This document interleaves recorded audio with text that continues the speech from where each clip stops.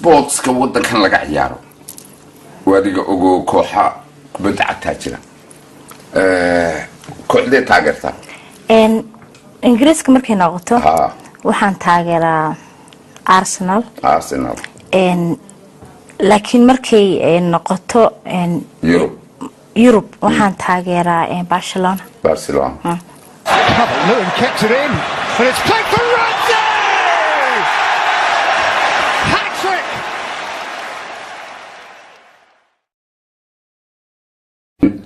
wadankan muddaadi mika joogtay waxa weeyaan yani waad ku dhalan gaadhay Soomaad garan kooxa kubadda cagta ciyaara ayaa ka jira wadankan kooxda taageerta anigu waxa aan taageersanahay kooxda la yiraahdo Arsenal Crazy game football is Iwobi. How the mood has changed. Lacazette, Iwobi, that's astonishing. It's Mesut Ozil who's nipped it over the goalkeeper. And Arsenal have 3 goals in next to no time.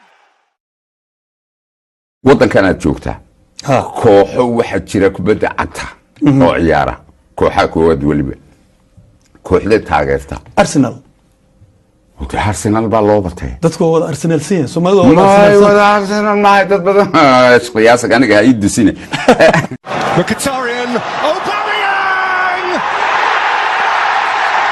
Jingle! That's what they bought. kooxaha kubadda cagta wadankan kooxda taageerta kooxaha kubadda cagta waxaan taageeraa Arsenal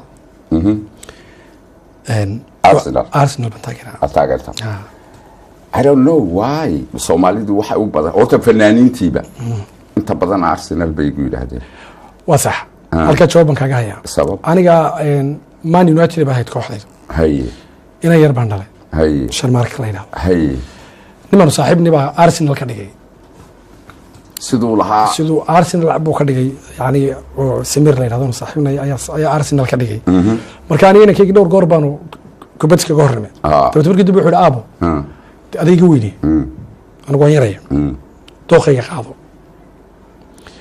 marka ina kii baan ku raacay because wuxuu aad buu jecel Arsenal marka taageero Arsenal baan wahay Xhaka Xhaka's had a hit, wow! He has blasted in! And from nowhere, it's 2-2! The game that never fails! kooxaha dalkan ka ciyaara kubadda cagta kooxda taageerta Arsenal isku hay'ad waxaan ku weydiiyay waxaan la yaabanahay intii fanaane imika aan wareysanay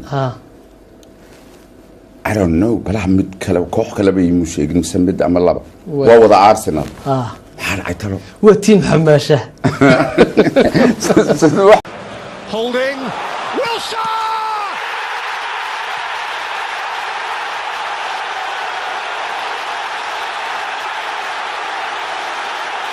He was bursting for that goal.